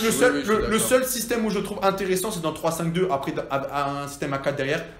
C'est pas pire que Kurzawa. Bernat, franchement, tu vois, l'autoroute A8, c'est pareil, exactement pareil. Tu passes, tu mets 3 véhicules, tu veux que Kurzawa? Non, je veux un arrière gauche au standing du PSG. Je suis d'accord avec toi. Philippe Luis, là c'est ce mercato, il a 35 ans bientôt. Mais c'est toujours mieux que les deux que t'as. Non, moi je préfère Philippe Luis, il a quand même 35 ans, c'est un très bon joueur. Mais il fait encore ses saisons, t'inquiète pas. Mais il a 35 ans. Mais les saisons il est fait. Mais tu sais un joueur qu'il fallait qu'il recrute, c'était Alexandro. Là, c'était un très très bon joueur pour cher. Mais c'est pareil aussi. Alexandro, c'est quoi? Enfin, Alexandro, il est. C'est meilleur que Bernat. C'est peut-être meilleur que. Mais il va pas résoudre les problèmes défensifs. Parce qu'Alexandro, en Ligue des Champions, il faut le voir. Non, mais c'était un Alex Telles, c'était. Je sais pas, je pense qu'il y a toujours mieux que ce que les deux que t'as actuellement là. C'est tout. Non, mais t'en as d'autres. Tu dis que t'as Tagliafico, c'est combien? C'est une trentaine de millions. Franchement, vend Kurzawa un club anglais, genre. Oui, mais voilà, d'accord, mais si tu regardes la Copa América de Tagliafico, il a des lacunes. Il faut voir aussi. Non, mais ça sera jamais pire que. Ça sera jamais pire. Enfin, après, excuse-moi. Il a pas été exceptionnel, mais il a pas été nul. Je dis que dans un moment, il faisait ses matchs. En plus, en Ligue des Champions, il marche. Je dis que je suis désolé face à Salah, et moi je n'ai pas vu Salah contre le PSG, honnêtement. Après, moi j'ai une idée précise de Salah, mais je vais pas le dire. Bref. Non, bah voilà. Dans un système à 3 derrière, en piston, Bernat je trouve hyper intéressant. Mais dans un système à 4, pour moi non. Et tu parles de Tagliafico à la Copa, mais faut regarder les deux chasubles qu'il a en centrale à côté de lui, parce qu'il y en a pas un pour récupérer l'autre. Franchement, je te le dis. C'est honteux la défense. Mais Bernat, je trouve dur avec Bernat. Je pense que t'as pas suivi le PSG toute la saison. J'ai suivi le PSG et les meilleurs matchs qu'il a fait, c'est en Ligue des Champions. En plus. Et oui, et pourquoi? Parce que en Ligue des Champions, les matchs où ils ont fait le PSG, ils jouent à 3 derrière. En piston. Pas tous. À Naples, contre Liverpool. Les matchs où ils ont mieux joué, c'est à 3 derrière avec Bernat en piston. Et l'autre côté, c'était. Non, c'était Meunier ou Daniel Alves. Non, Daniel Alves s'est blessé. Meunier jouait pas beaucoup. Non, c'est Daniel Alves en droite, je sais plus. Il est revenu tôt, Daniel Alves. Je sais plus. C'était Kierer, je crois, c'était Kierer. Mais c'est là où je le trouvais le plus intéressant, c'était en piston. À 4 derrière, je trouve. Et au début de saison, Bernat, on critiquait beaucoup son début de saison parce que Paris jouait à 4 derrière en tout début de saison. Et il était extrêmement en difficulté, je trouve. Il a eu du mal parce que ça faisait 2 ans qu'il jouait plus du tout. Bernat, c'est une très bonne doublure. C'est une très bonne doublure. Mais pour moi, c'est pas. Ah oui, c'est pas au standing PSG. C'est pas standing titulaire PSG. Pour toi, c'est qui alors? Je l'ai dit, il faut tester, il faut essayer d'autres pistes. Je veux dire, là, pour moi, Tagliafico, c'était un joueur jeune avec qui il y avait du potentiel, que tu peux travailler, que tu peux façonner à l'image de ton club. Ça, je pense que c'était une bonne piste. Je pense qu'après, il y avait des pistes au Portugal, comme Alex Telles. Il y a aussi des listes extra-communautaires. Tagliafico, au bout d'un moment, avec tous les Brésiliens qu'il y a. Et donc, c'est un Argentin. Et alors, c'est un extra-communautaire aussi. Et donc et t'as des limites, c'est 3 ou 4 par club. Mais t'es plus. C'est plus l'époque Papin, hein. T'as plus le droit à 4 internationaux. Non, il a rien compris. En fait, t'as des joueurs qui obtiennent des passeports italiens ou espagnols. Je sais. Non, mais c'est plus comme ça. C'est plus comme ça, mais non, c'est plus comme ça. En fait, t'as pas le droit d'avoir plus d'un certain nombre de limites d'un autre continent. De l'Europe, t'as le droit, mais d'un autre continent. Et cette année, t'as plus que 3 joueurs brésiliens, pour information. Neymar. Ça, c'est pas. Neymar, je le compte même plus. Parce non, que mais pour l'instant, officiellement, il te reste Neymar, Marquinhos, Thiago Silva. Paredes, Di Maria, Argentin. Oui, non, mais je parle brésilien. Et Paredes, Di Maria, Argentin. Là, tu perds Dani Alves, tu perds en plus un latéral. Bon, même c'est à droite, l'autre c'est à gauche. Tu pourrais très bien prendre un joueur comme Tagliafico. Il a prolongé, donc. Mais il a prolongé pourquoi? Moi, je pense parce qu'il a pas eu d'offre. Il a pas eu d'offre. Ça m'étonne. Et même, regarde, Henry Guillon là qui était prêté. Ben, je préfère même Henry Guillon qu'un Kurzawa. Qu'un Kurzawa, je te le dis clairement. Mais alors, moi je trouve pour l'instant le seul point négatif du mercato du PSG. Déjà, sans moi, Kurzawa, après on parlera de Bernat. Le seul point négatif du mercato du PSG, c'est le dossier Neymar en fait. Non mais Neymar. Bah oui, mais. Non mais là, Neymar, on parle plus de Neymar s'il part au Barça ou pas, plutôt que du très bon mercato qui font. Là, on parle sur Neymar. Moi, franchement, si on peut éviter de parler de Neymar dans cette émission, parce qu'on en parle déjà partout dans les grands débats. Moi, j'en peux plus. J'ai pas envie de faire subir ce que je subis au quotidien, ceux qui nous regardent, parce que Neymar, j'en peux plus. Non mais à droite, à gauche. Non mais s'il faut juste dire un mot, c'est que Paris doit se séparer. Ça m'intéresse même pas de parler de lui, honnêtement. Doit se séparer. Après, ils veulent se séparer, mais ils mettent des prix trop élevés aussi. Ah non, ils ont raison. Ils ont raison de faire ça, il faut pas qu'ils se fassent. Et justement, ça c'est l'institution, ils se font respecter. Justement, ça pour moi, le Barça leur manque de respect. Quand allez, tiens, tu as besoin d'un milieu, je t'envoie un milieu, tu as besoin d'un latéral, je t'envoie un latéral, ça c'est un manque de respect pour moi. Neymar, il a une qualité énorme, parce qu'il arrive à imiter Spielberg. Avec lui, chaque jour c'est un film. C'est exceptionnel. Pour moi, je vous le dis, Neymar restera à Paris, personne ne peut se le payer, personne n'a les 300 millions, tous les clubs ont déjà recruté. Non, mais pour 150, pour entre 100 et 150 et un joueur il partira. Paris doit s'en séparer. Paris. Leonardo il a dit c'est du cash ou rien, il veut pas de joueur. Après le truc que Paris manque, il y a un joueur que Paris a vraiment besoin, c'est un numéro 6. Oui, mais le numéro 6, il faut pas qu'il compte sur le Barça. Non, mais il va signer sa game. Pour moi, c'est une erreur. Il faut que ça soit une doublure. Non, mais surtout, 35 millions sur un mec de 29 ans. Quand t'es Paris, tu vis sur un projet, je sais pas. Qui a jamais joué l'Europa League ni la Ligue des Champions. Et pourtant, il y avait quand même un très bon en Ligue 1, Thiago Mendes, qu'on a parlé juste avant. Justement. Moi, pour moi, ils sont. Pour moi, ils sont passés à côté de Fabinho. Fabinho devait y aller, il faisait tout pour y aller. Je suis désolé, c'était lui. Non, mais c'est Monaco qui a empêché. Monaco, parce que Mbappé plus Fabinho, les mecs ils ont dû se dire bon, tranquille. C'est vraiment Monaco qui a empêché Fabinho d'y aller. Vraiment, c'est Monaco. Après, il y a des joueurs, franchement, où il y a des pistes un peu moins connues, mais qui sont des très bons joueurs. Moi, qui suis beaucoup appris avec cette année, Abdoulaye Doucouré, c'est une merveille. Clairement, c'est une merveille. Et ça correspondrait parfaitement. Tu vois, moi, je trouve que le milieu de Paris, qui était très réputé à une époque, même sur la scène européenne, on disait que c'était leur point fort, quand il y avait le triangle Thiago Motta, Verratti, Matuidi. Et je trouve que depuis qu'ils ont perdu Matuidi, ils ont plus ce joueur qui a un impact. Parce que Matuidi, il a peut-être des défauts, mais c'est un joueur très sous-coté. Et il manque énormément au PSG dans le volume de jeu, dans le fait de conquérir ce jeu. Il a pris, c'est pas pour rien. Mais voilà. Et je pense qu'il faut retrouver un joueur peut-être un peu moins technique, mais physique, qui envoie, qui va se battre sur chaque ballon. Et Abdoulaye Doucouré, c'est exactement le style de joueur qu'il faut à cette équipe. D'accord, ok. Alors, mais leur mercato est quand même très intéressant. Oui. Là, moi, je voulais des joueurs comme ça personnellement. Des mecs comme Herrera, Sarabia, ça posera pas de problème, c'est valeur sûre. Ah, mais il faut un 6. Il va arriver, c'est sa game. Non, mais pas Idrissa Gueye. Mais c'est doublure, mais pas fois titulaire. Après, le mercato, il est pas fini. Ça sera une erreur. Le mercato, il est pas fini, il reste encore un mois. Après, peut-être dans les grands matchs, ils mettront Marquinhos. Non, faut qu'ils recrutent. Je pense qu'ils mettront Marquinhos. Abdou Diallo, c'est qu'il a une idée derrière la tête, Tourelle. Je pense que tu prends pas Abdou Diallo 35 millions pour faire le. Mais ce qui est bien, il y a plusieurs pistes. Là, t'as enfin 4 milieux de terrain, Paredes, Herrera, Gueye, Verratti. T'as des options en défense, Kerrer, Kipembe. Il va avoir un souci, c'est toujours le problème du gardien. C'est vrai que Areola, je trouve. C'est un bon gardien, mais pas standard du PSG. J'ai souvent trouvé qu'Areola, il avait encore une marge de progression. Là, je pense qu'on arrive au bout et que finalement. Parce qu'il y en a d'autres, c'est peut-être pas une marge de progression. Je sais pas pourquoi. Areola n'est pas fait pour le PSG, tout simplement. Non, mais parce que Trapp, il a besoin de 12 frappes dans un match. Il y a des gardiens comme ça. Mais il a changé justement. Ospina, c'était un super gardien de l'OGC Nice. Il est parti à Arsenal. Pourquoi il n'y arrivait pas? Parce que. Il y a un moment tu changes de. Oui, mais ça se travaille, ça se travaille. Je pense que Trapp, il peut passer de gardien. Areola, où il a fait la meilleure année de sa carrière, c'est à Villarreal où t'avais un bloc bas. Et à Lens aussi, c'était pas mal. Parce qu'il y a d'autres bons gardiens aussi sur le marché. Enfin, peut-être pas sur le marché, mais il Keylor Navas. Non, et puis, non, mais c'est un peu même, je pense à des gardiens moins connus qui peuvent faire l'affaire, comme Radecki, comme Farman, comme voilà. Non, Farman n'a même plus sa place à Schalke, qu'il a perdu sa place. Quoique, non, Farman, non, t'as raison. Bon, on va passer. Bon, de toute façon, Farman, non, mais. Farman, c'était mieux. Des gens comme Radecki de Leverkusen, ça, c'est des gardiens qui sont moins connus. Ils étaient sur Donnarumma. Et franchement, et sur Keylor Navas, t'as tout à fait raison. Moi, j'aurais été Paris, j'aurais sauté sur cette liste. Surtout à 15-20 millions. Oui, surtout. Alors, on va clôturer le troisième thème et on va commencer le dernier thème choisi par les internautes, qui est le thème de Lille. Est-ce que Lille peut confirmer sa très belle saison 2018-2019? La troisième équipe en Ligue des Champions, ça va être très compliqué en Ligue des Champions. Très compliqué. Surtout l'effectif. Non, en championnat, je ne le vois pas trop en danger. Il faudrait qu'il confirme un top 5. Mais en Ligue des Champions, Axel, comme j'ai le mercato de Lille. Bah, c'est des catons. Ils ont voté ils ont voté beaucoup de jeunes joueurs, il faut le dire.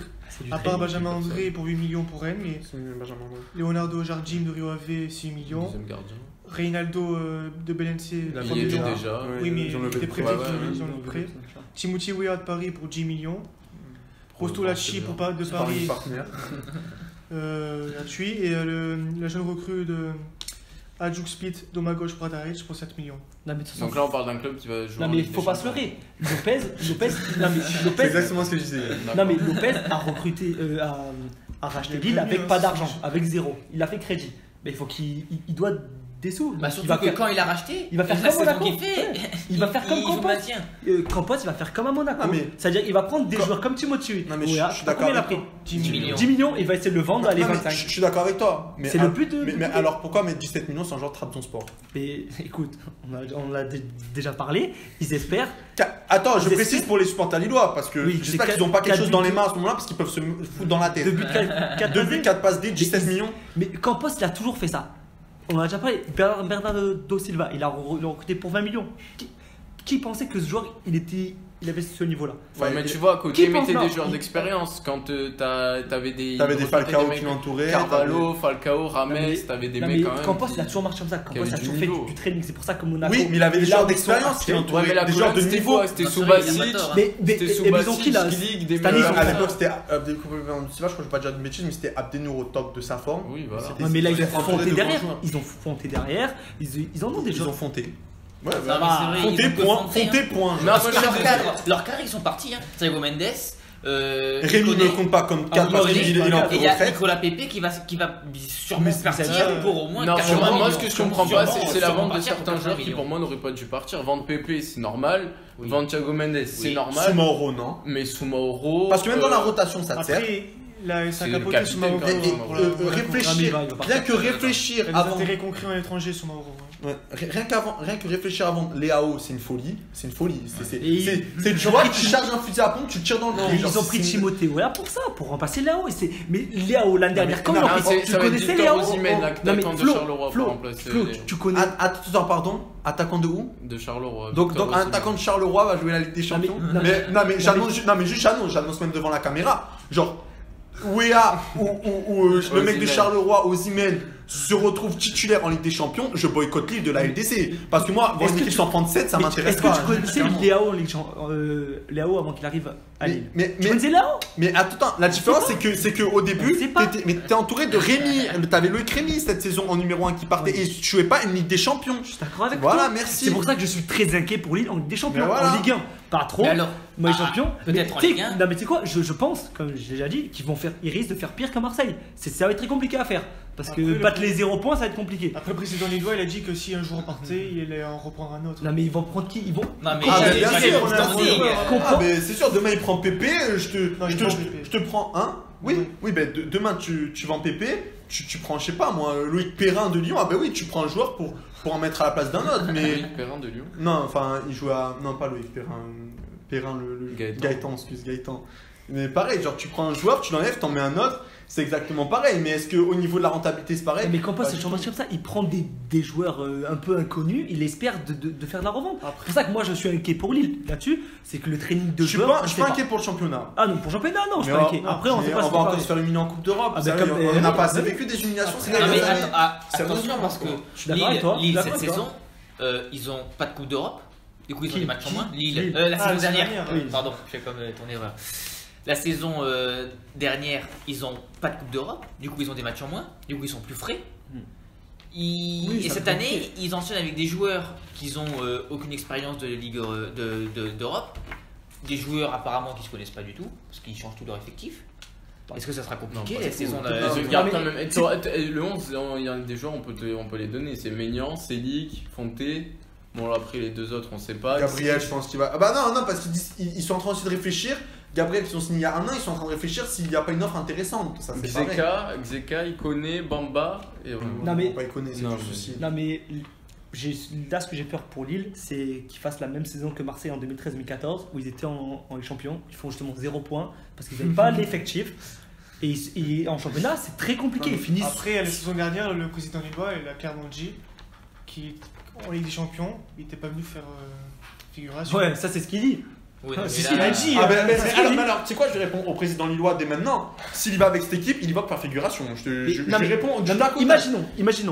Non, mais imaginons. Les chapeaux. Lille seront chapeau 4. Oui, chapeau 4. Ok. C'est sûr. Ils prennent. Imagine. On l'a imaginé la poule. On l'a imaginé la poule de l'avant. Tu retombes sur Liverpool, Real, Inter. Au mieux, ils prennent un point à domicile contre l'Inter. Et encore. Ouais, attends, c'est l'Inter de Conte là. Non, mais c'est encore, c'est au mieux. Et encore. Allez, peut-être un dernier point contre Liverpool s'ils jouent rien le dernier match. Et encore. Non, mais avec l'équipe B. Même quand les journées, on sait jamais. Non, mais là, on est en train de faire des c'est de la fiction. D'accord. Lille en Ligue Champions, je suis très inquiet. Surtout moi, ce qui m'inquiète. Après, il faut pas les enterrer. Il reste un mois de mercato. Je pense que c'est quand même un club qui sait ce qu'ils font. Moi, je vais mais là, comment ça va se passer. Ce qui va se passer, c'est que tu vas avoir 2-3 joueurs qui vont débarquer dans la dernière semaine du mercato. Oui, mais ce sera des jeunes joueurs qui personne connaît. Ah non, qui seront dans le 11, tu verras. Oui, mais que personne connaît, genre des joueurs inconnus. Après, je m'attends pas à Modric. Après, Galtier, il va pas. Je pense que c'est quand même un mec qui connaît bien le football. Je pense pas qu'il va se contenter de cet effectif. Mais il a pas le choix. Lopez. Non, pour moi, le mercato. Non, pour moi, le mercato va s'accélérer quand Pepe sera vendu. Oui, mais 80 millions. Non, mais même s'ils vendent 80 millions, mais même s'ils vendent 80 millions, ils vont pas les réinvestir dans ce joueur. Lopez, il a besoin de cet argent. Il en a besoin de cet argent. J'espère bien qu'ils ne réinvestissent pas dans un joueur. Lille ne mettra jamais 50 millions d'euros sur des joueurs. Non, plus de temps. Non, mais tu peux mettre 2 ou 3 fois 15 millions sur 3 joueurs. Oui, ils mettront grand max même plutôt que d'envoyer 17 millions sur un mec de Trabzonspor. Clairement, non mais excuse-moi, c'est la vérité. Oui, ça, écoute, on verra bien. Après, s'il faut, il fait une énorme saison. Ça, c'est une fiction. Mais le Wesley de Bruges, je sais pas s'il a été. Il a signé à Aston Villa. Mais tu vois, voilà, plutôt que d'envoyer un mec comme ça à Aston Villa, ça aurait été une très bonne entrée pour Lille. Oui, j'ai vu jouer en Ligue des Champions. En plus, il a pas dû signer pour des matchs, je pense. 20 millions. Enfin, non, franchement, Lille, c'est déjà l'anglais. Non, pour moi, Thiago Mendes, Pepe, c'est attendu. André et le deuxième gardien, c'est des bons coups. Mais vendre Youssouf Koné, vendre Léao, pour moi, c'est des erreurs. Même, regarde, tu me dis, tu vas prendre un numéro 9. Je sais pas comment il s'appelle, de Charleroi. Osimhen. Je sais même pas combien ça va coûter.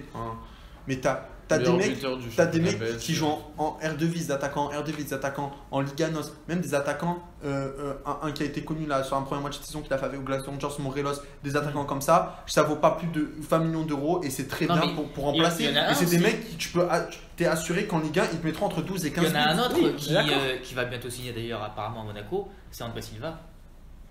Non, mais après, je pense qu'André Silva, ça n'intéressait ni lui. À 30 millions, Lille, non. 30 millions, c'est Oui, 30 millions, Lille ne peut pas. Et puis, je pense que même le joueur, ça n'intéresse pas de. Non, mais oui, mais surtout. Après, il retrouverait Fonté, Xeka. Oui, mais pour lui, il est encore jeune, c'est un coup d'arrêt dans sa carrière. Monaco, t'as encore quand même même si Arsenal ne joue pas de Coupe d'Europe, c'est quand même plus exposé médiatiquement. Monaco travaille. Moi, je trouve que Monaco, ils sont en train de bien se reformer. Il faut qu'ils dégraissent encore, mais les pistes sont pas mal. Je suis inquiet pour Monaco. Et surtout, pour rester à Lille, ce qui m'inquiète, c'est que Lille va changer, perd ses stars, mais Lille va jouer dans le même système. C'est-à-dire que tu vas jouer dans le même système. J'espère qu'il garde son jeu. J'espère que Galtier garde son jeu. Mais tu vas garder le même jeu, le même système, mais avec des joueurs différents qui vont être moins forts. C'est obligé, c'est une certitude. Galtier, il sait où il est tombé. Quand il est arrivé, tu crois qu'ils lui ont pas dit Lopez, Campos et Ingla? Ils lui ont dit, ça va être comme ça. Il s'y attend. Mais je pense pas qu'ils s'attendaient à faire deuxième. Non, pour moi, ce sera pas dans la même philosophie. T'avais un joueur qui te faisait tout, c'était Pepe, tu l'as perdu, tu peux pas le remplacer. T'es obligé de trouver dans le système. Il va rester dans le système, mais l'animation, j'espère pour lui qu'ils vont la changer parce que sinon, je peux déjà. Non, mais le jeu, je parle de la façon de jouer. J'espère qu'il va pas totalement changer de philosophie. Non, mais alors, t'as deux choses. T'as la tactique. Parce qu'au moins, il régale les gars. T'as deux choses comme si tu as la tactique combiné à l'animation. Si tu gardes ta tactique, moi je trouve que le 4-3 c'est la tactique la plus équilibrée aujourd'hui dans le monde du football. Ça dépend les joueurs que tu as. Mais par contre, maintenant, ça dépend dans tous les grands clubs qui gagnent un trophée, c'est en 4-3-3. Toutes les équipes qui ont gagné un trophée cette saison, ces dernières années, c'est en 4-3-3. Liverpool, le Real. Ils ont gagné en 4-3. Et qui? Non, le Real de Zidane, ils avaient gagné en 4-4-2. Je rappelle. En 4-4-2 À quel moment il gagne en 4-4-2 Non, il gagne en 4-3-3. Quand? Parce que, alors lui c'est un fan du Real, donc quand? Mais quand ils avaient Ronaldo et Benzema en pointe, ils avaient Asensio à gauche. C'est pas possible. Il y avait toujours Casemiro, Modric, Kroos. Non, mais parce qu'à un moment donné, il y avait un. Ah non, c'était peut-être pas en finale.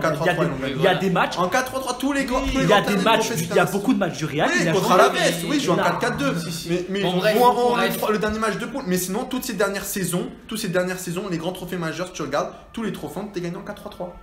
Peut-être.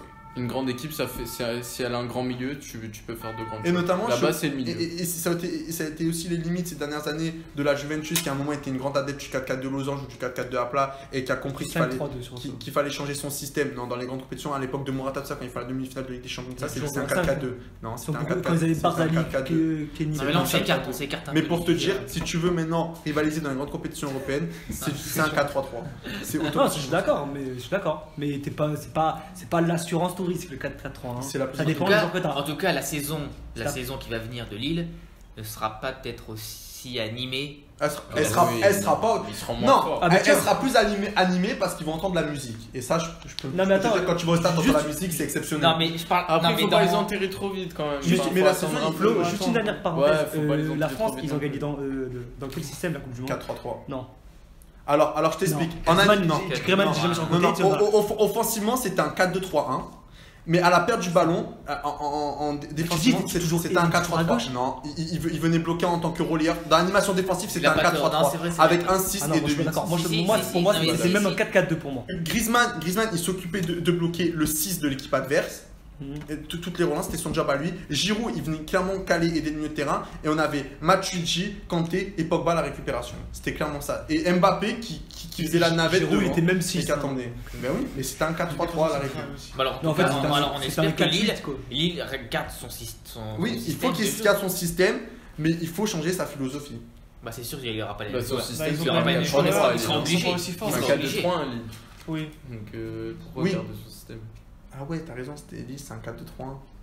C'est un 4-2-3-1. Mais il faut le passer en 4-3-3. Oui, il connaît en 10, mais Bamba, Léao. Maintenant que tu le dis, ça me paraît logique. Non, c'est vrai. Mais pour moi, justement, alors pour moi, il faut même qu'il change de système dans les matchs de Ligue des Champions. Il faudra jouer en 4-3-3 parce qu'en 4-2-3-1, ça le fera pas du tout. Ouais, non, c'est vrai. Bon, je pense que ça fait déjà pas mal de temps qu'on y est sur ce thème. On va arrêter le thème et l'émission aussi du coup. Du coup, on remercie tous ceux qui regarderont cette première émission de la saison du groupe N'hésitez pas à nous faire des retours. Voilà, n'hésitez pas à venir. Comme je vous l'ai dit, ce ne sera pas parfait au début. Venez nous donner des conseils, venez nous poser des questions et petite parenthèse.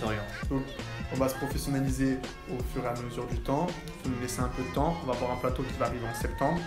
Qui dit plateau dit qu'on sera beaucoup plus au niveau du matos, tout ça, on sera beaucoup plus développé, ça sera beaucoup mieux et ça sera beaucoup plus professionnel. On aura aussi des invités.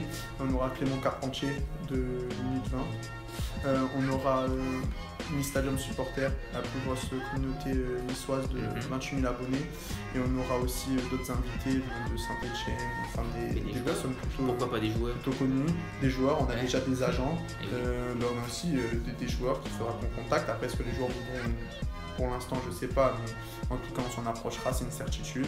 Voilà, l'important c'est qu'on grandit, que vous nous voyez grandir et que vous grandissez avec nous, donc n'hésitez pas à nous faire des retours. Et vous pouvez toujours nous retrouver sur le compte Twitter de vous, ANELFoot. On mettra en description. Et le compte on mettra en description sur la fin de la vidéo. Et surtout, suivez bien le compte Twitter parce qu'il y aura pas mal d'infos qui vont arriver. Des live mercato aussi, je pense, dans pas longtemps.